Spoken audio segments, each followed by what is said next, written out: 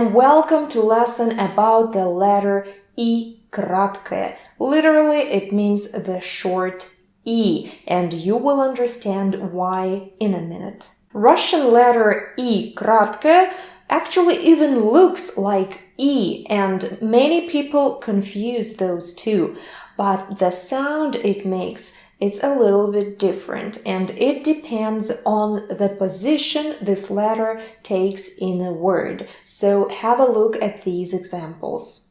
The first position in front of a vowel. In this case, you pronounce Y as Y in words like yogurt, yet, and yank.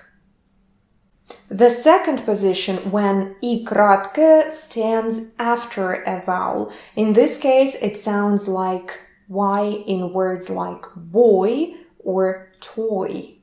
And number 3, when it goes between two vowels, like in words mayoral or coyote. So it's basically pretty simple for everybody. Now let's try with several Russian words. Repeat after me.